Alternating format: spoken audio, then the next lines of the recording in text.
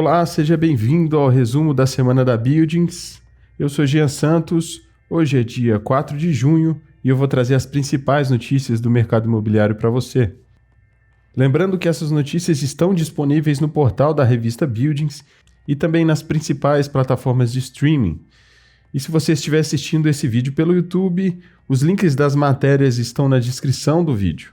Então vamos para a nossa primeira notícia, que foi publicada na Folha de São Paulo. Magalu prevê um novo centro de distribuição para agosto em Guarulhos, com 500 funcionários. O Magazine Luiza vai abrir seu terceiro centro de distribuição em 2021, agora em Guarulhos, para atender a região de São Paulo.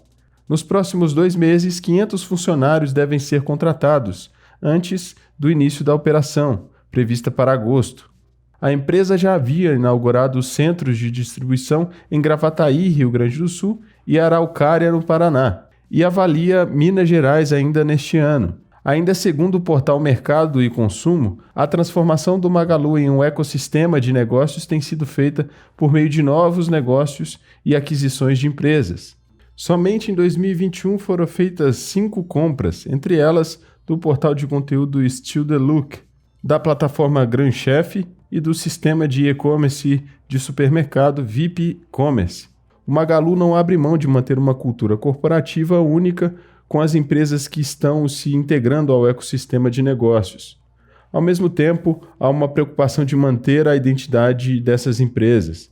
Segundo o CEO da empresa, Frederico Trajano, abre aspas, temos nos dedicado a facilitar conexões entre a nave-mãe e as satélites, que são as empresas que estão chegando para integrar o ecossistema, fecha aspas.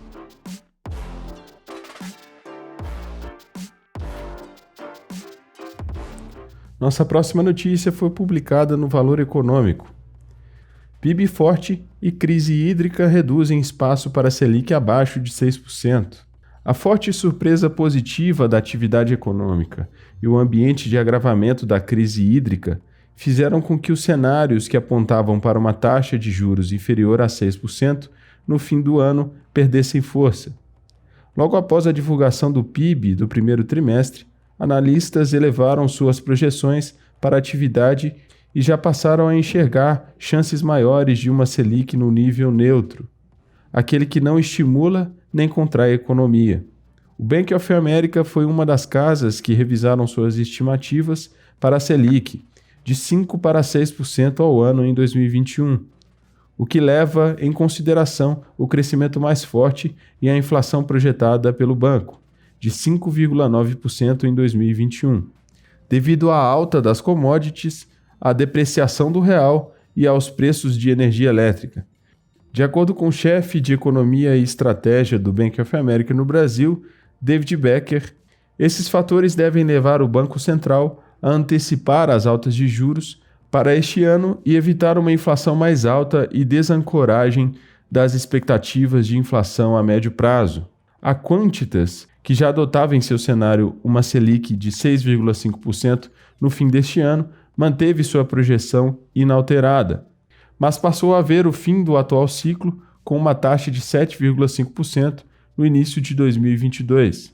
Diante de um cenário de crescimento mais forte, a gestora Quantitas espera uma inflação mais pressionada também no ano que vem, ao estimar o IPCA de 2022 em 4,2%, acima do centro da meta perseguida pelo Banco Central.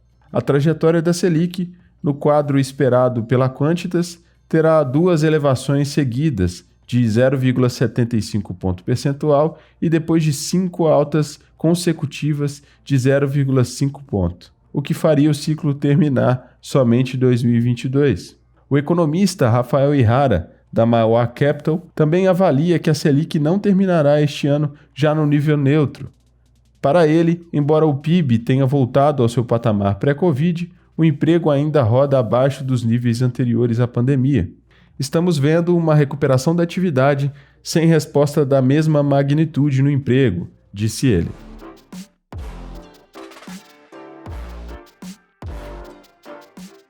Nossa próxima notícia foi publicada no Money Times. Carteira de junho dos FIIs da XP tem mudança entre ativos de logística. A XP Investimentos realizou uma troca entre ativos do segmento logístico na carteira recomendada de fundos imobiliários em junho.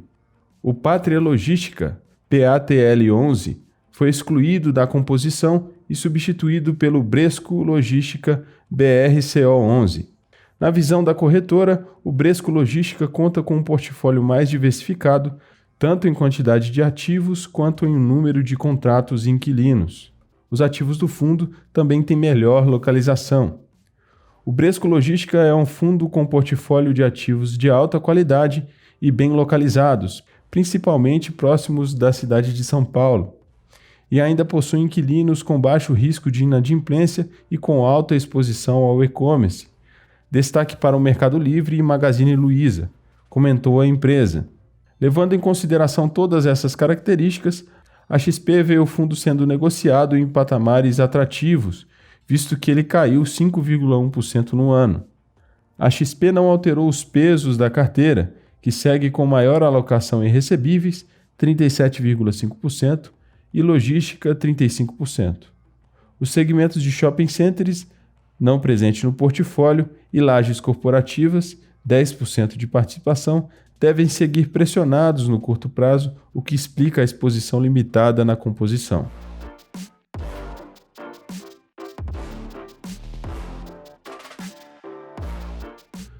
Nossa próxima notícia foi publicada no Valor Econômico. Americanos trocam emprego para seguir em home office. Uma reunião de 6 minutos levou a americana Portia Tweed a pedir demissão. Ela assumiu o cargo de especialista em compliance em fevereiro, atraída pela promessa de trabalho remoto. Porém, o pedido para um encontro presencial, programado para durar 360 segundos, foi a gota d'água para ela. Ela se dirigiu ao escritório, teve uma breve conversa e decidiu que bastava.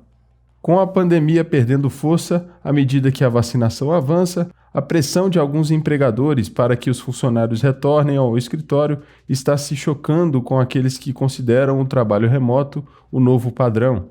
Enquanto empresas como Google, Ford e Citigroup prometem maior flexibilidade, muitos diretores executivos exaltam publicamente a importância de retornar aos escritórios.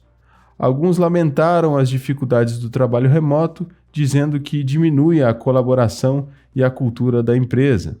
O ano passado, no entanto, provou que é possível realizar o trabalho de qualquer lugar, sem longas viagens de trens lotados ou rodovias.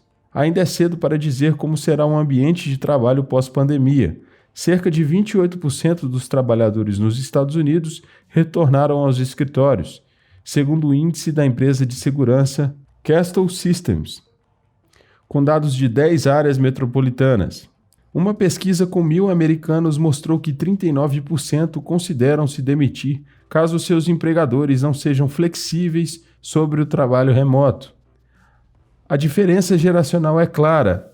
Entre a geração Y e a geração Z, esse número era de 49%, de acordo com pesquisa da Morning Consult para a Bloomberg News.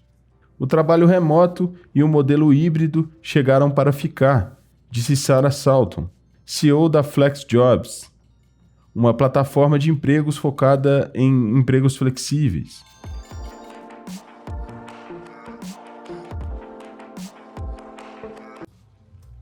A nossa próxima notícia foi publicada no portal Contábeis. 70% dos trabalhadores de pequenas e médias empresas em home office relatam algum sintoma de burnout.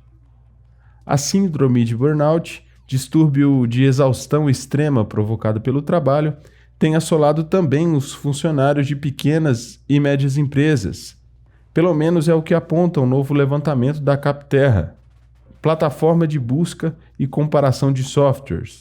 O estudo identificou que 7 em cada 10 trabalhadores vivenciaram algum sintoma de burnout após migrarem para a modalidade remota. O resultado da pesquisa está baseado nas respostas de 418 profissionais de PMEs. A pesquisa constatou ainda que a falta de separação entre vida profissional e pessoal é um dos aspectos que tem deixado os empregados mais estressados trabalhando a partir de casa.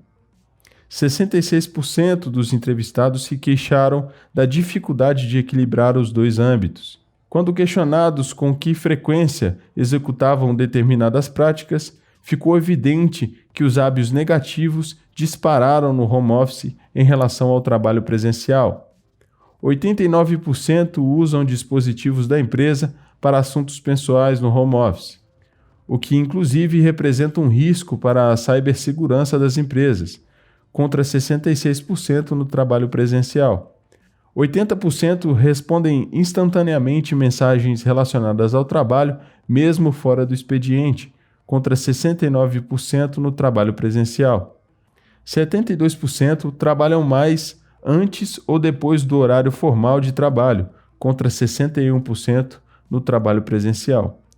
72% atendem ligações do trabalho antes ou depois do expediente, contra 56% no trabalho presencial.